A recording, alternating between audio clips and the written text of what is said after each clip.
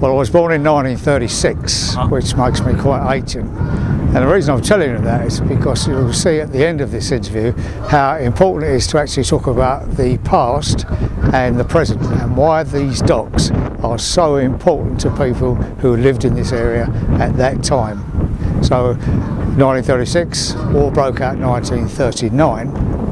Suddenly these docks become extremely important, not only to our own country but to Germany as well. Because at that time we was under constant bombardment. My house was bombed 3 times.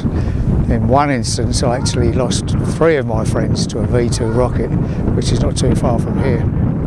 I'll just give you one instance of that all sounds very serious, but my father at that time was in the army and he was stationed just prior to going to Germany in an embarkation port in Tidal Basin, and he came home on leave right in the middle of a bombardment, and we was all in this Anderson shelter at the bottom of the garden, and it wasn't a garden, it was a yard, and during the night my father was taken short and needed to go to the toilet. So he's gone into our outside toilet, and at that time a bomb dropped at the top of the street, severe enough to blow me out of the shelter. But then I was now more worried about my dad. So I've come out and the whole place is covered in dust and all the windows were in, and my dad came staggering out of the toilet, and I said, "You all right, Dad?" He went, "No, all right." He said, "I pulled the chain and the house fell down." that's even though he was going through some really sort of tough times, the Cockney humour never left us 1 minute. It was a joy to live in that era, if you could put it that way, because the community spirit was total. We was all really up against it. We was cold and we was hungry. There wasn't enough coal to light our fires till 4 o'clock in the afternoon, so it meant going to school extremely cold. And at one stage I became so thin, so malnourished, that I was sent to a residential school for malnourished kids. And the road I lived in was Jersey Road, and half the kids in Jersey Road were there with me. So it was pretty tough. Well, that's the sort of the downside of it. But it still was these beautiful docks. And these docks were, I inherited these docks because my mother's brothers were all stokers, going back many years. My father, after he came out of the army, went back to sea as a cook, and all I wanted to do was actually go to sea. So we progressed. I had a few jobs out here when I was 15-year-old, but at the age of 16 I went to a naval training school in Gravesend, and I was in catering. And the very first ship I ever joined in these docks was a boat called the Good Hope Castle. And we was only going to do a home trade job, and that was to Rotterdam, Antwerp and Hamburg. And my father being a cook, I was a galley boy in this one, and he went on board and he said to the cook, he said, "Do me a favour, keep an eye on Johnny." He went, "Johnny, look after himself." And that was it. And that was, as a 16-year-old, I was off. But I think of, like, you know, my grandchildren now at 16, they seem young and babyish. But I don't know whether it was our tough upbringing in the wars and all that, but it didn't mean a thing to me. I was 16-year-old and I was off. And then that started my merchant navy career. It was the best thing to ever happen to me. The world as it is at the moment, when you can go to New Zealand in 24 hours, makes it a very, very small place. But I liked it big. I liked it when it took a month to get to New Zealand, stopping off at Curacao, going through the Panama Canal or the Suez Canal, going to Pitcairn and places like that, which is, you know, you can't drop there in an aeroplane because there's no places. But when he was going there, you actually become acclimatised to change. Half hour every night the clocks went forward, and then when you got to New Zealand you could smell the land before you got there. And then when you hit New Zealand, the places like that, I mean, I was just naming New Zealand because that was my favourite place. But when you hit there, you know, as a seaman, you've done what seamen do, you know, and yeah, if that's your imagination. But I used to come home, and for the first 3 years of my merchant navy career, I had never done the same trip twice. I used to go to the Federation, which was in the Connaught down there, and ask them what boats were in. And they'd say, Highland Princess. Where'd she go? South America? Yeah, I've not been there, I'll have that. And next time I'll be Union Castle. Where'd they go? South and East Africa? Yeah, I've not been there. And I travelled all around the world in the very, very first 3 years. And then I found New Zealand. And once I found New Zealand, and then that was it. I progressed gradually through galley boy into kitchens and galleys and things like that to becoming a first class waiter. And the last trip I'd done, which was in 1960, was on the Gothic. She was a ship that the Queen had actually sailed on to do a tour of the New Zealand and Australia. And I picked her up, and I was a first class waiter on her, and I had what was called a round table, and I had a doctor and 5 passengers. And I was also at a Silver King, so the table actually sparkled. Now, when you see these great big boats, I mean, the Gothic was 17,000 tonne, which was not a bad size for these docks. But when you see these boats now, when they're 170,000 tonne, do you know which ones I prefer? The little tiny cargo ones I used to pull out of it was 7,000 tonne. Because there was no stabilisers. When you used to rock and roll on those boats, you really rock and rolled. You know, you actually, the sea was the sea. Now, I'm sort of probably dramatising the romance a little bit there, but that's what the sea life was all about. And the only time I'd go on a cruise, and I don't want to knock cruises because a lot of people enjoy them, is if it had some kind of theme to it. I wouldn't go on it if it was just a Mickey Mouse or a Butlins type thing. But those days the boats were either tourist and first class or all first class, and the Gothic was all first class. And the amount of sort of class that you had on those boats, they were a pleasure to serve. So, what can I say? The Merchant Navy was a thing that young fellas and young women, some young women in the end, used to go out and thoroughly enjoy. And again, this was the time of the National Service. In 1957, I come home on one trip. I think it was a Gothic again. I picked her up afterwards, and in these docks I used to come home. So I was a first class waiter at sea, and then obviously ship repairing when I used to come home. I used to always work a month ship repairing. And on this particular occasion, my dad said to me, "Well, it's going to be 5 weeks this time, John." He said, "You're going to need to work over." So I said, "That's no problems." Well, it was a problem, because the next thing I knew, I got my army call-up papers down to do national service. And I went down to the Federation, and he said, "What's your name?" So I said, "Johnny Ringwood." He went, "Yeah, you've been called up." I said, "Yeah." I said, "Give us a boat." He went, "Nah." He said, "We've been trying to get rid of you for years." So that was it. I was in 2 years in the... in fact, even on my interview, they said, "Well, what are you?" I said, "Well, I'm a merchant seaman." I said, "I really don't want to play soldiers, I'm a seaman." So he went, "Got just the job for you." He said, "What you like on marine engines?" I said, "Funny enough, I do that in the docks." He said, "We'll send you to Singapore." He said, "And you know, you'll be working on tugs, doing engine repairs." So I went, "That sounds brilliant." So I spoke to my dad. He said, "What's the opposite to sea, son?" So I said, "Land." He said, "You'll be in the infantry." I went, "No, mate." I said, "He's promised me." I saw it up, go up, report to Her Majesty's Tower, London, Royal Fusiliers. Oh, really? So bang, I was away. But I had a good time. I was a year in Kenya, 6 months in Bahrain, 4 months in Malta, so I had a good tour.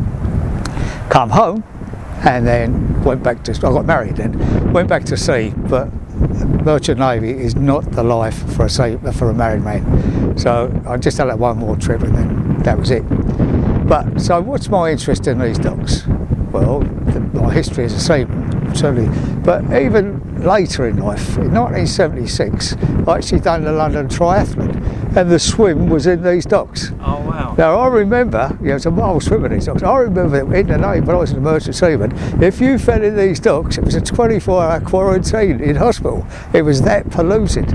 But now, of course, it's brackish, but you know, it's okay. When I was training for marathons and triathlons, I used to run round these docks. It was a 14-mile run round the docks, and I watched this area actually die. When these docks closed, it was like the lifeblood was taken out of the area, and literally it became a very sad place. It's still not a great place at the moment, but you've got a good mayor. Sir Robin Wells is a good mayor. He's a man with a good ideal, a good future, and I think along with all this enterprise, I agreed with that. I agree with the airport, because people said, "Well, all the noise, all the sound." I said, "Listen, it's a seaport. It's never going to be never going to be a seaport again. Let's make it into another port, so it become an airport." And as soon as that airport come in, interest started to come in, Excel and places like that. So we're in between. You've got the Royal Albert Dock now. The Chinese are talking about billions of pounds investment down there. So again, local involvement. I will be old enough to see all of that, but it's still the place to actually come in the future. I've left this area now, and I left because there was, I don't know, it's just always been a transient area and people come in and go out. But I spent 67 years of my life in this place, so I'm not actually, you know, come lately, boy. But I'll come back here regular. I train in a boxing gym around the corner there. I come back about once a month and do some training. But I love to come back down here and watch this development going on. And this now, the robin, I knew the robin when she was in the West India Quay. I worked for the LDDC at the time, and I knew her. But when she came here, it suddenly lit a little flame in my head. There's another link. Yes, this is brilliant. All this future development is brilliant, but we cannot forget our past. We mustn't forget our past. And the robin is a historic vessel, 1890, one of the oldest boats in the world. Now, she needs some capital to actually get her. We're never going to get her seaworthy again, but we're going to turn her into a place where people can actually come on board, learn about the area, because there will be videos and things like that going about, learn about the history of these docks, and learn how tight those little boats were for crew accommodation, for instance. And when I was on a boat called the Dominion Monarch, one of the biggest coming here, 28,000 tonne, there was 8 of us in the cabin. That's okay in the winter, but it gets a bit in the summer when you get through the tropics. So when people go on there and they go, wow, how many crew? A little tiny galley like that, had to cook with them, and it was coal, you had to stoke the fire. And then you look at the captain, Mr. Captain, tiny little cabin. It's all of that. And I just want to see this docks. Actually, yeah, let's celebrate all this new stuff, but let's remember what went on. And let's remember how important and how hard it was to the men and women who worked in these docks before, during and after the war. My mum was a crane driver. She was 5 foot. Okay, she was a crane driver in Hull and the Walls. She worked in here, this building here, trucking 200 weights of flour around. These women were equally as tough as the men that worked in these docks. So yeah, let's remember the men, but also remember the women, because there were some characters. I'll give you an instance. We were having a street party, and this woman, I'm not going to name her, but she was a ship scrubber. Before you sailed, the women used to come aboard, a team of them, and they used to scrub the ship from top to bottom. And she said, Johnny, she said, I'm having a party, you want to come? So I went, yeah, of course. So I've got into her house, and the only thing that was missing out of her house was portholes. Everything in there had Shore Savile, Unia Castle, knives and forks, plates, curtains, sheets, everything from different boats. Well, I'm not saying that, well, I suppose that was the norm, but it was just, gives you some idea of the sort of like the colourful characters that actually existed. I mean, I could give you story after story about characters who worked in these docks, and we owe it to them. We owe it to them to remember their memories and to remember how tough these docks were. Remember when you see these containers going, lifting cranes out, these boats, there was one boat in here, a meat boat, and she had like shoulders of lamb and carcass of lamb and all that. They turned that around in 24 hours. Manually turned it round, lifting and loading. Now that was a record, it was never been beaten since. So these fellas who actually work in these docks, I was in ship repair, and the dockers and stevedores and shore gangs and riggers and all the things that made these docks special, cumulatively, not secondly. And when I built the statue, when I didn't build the statue, I've got a statue over there called the Docker statue. I had the idea in 2000. I was in Sheffield, and they've got a centre there called the Meadow Hall, very much like Lakeside, and I see this beautiful statue of 3 steel workers, and I thought, yeah, that'd do.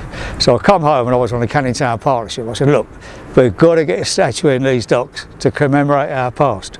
So they said, okay John, design it. So I designed it. It's 3 dockers standing around a load, and the artist actually said, okay, how did they dress? So I dressed up as the old boy in the barrow, that's supposed to be me, and with a docker scarf and a flat cap and a milk on my shoulder.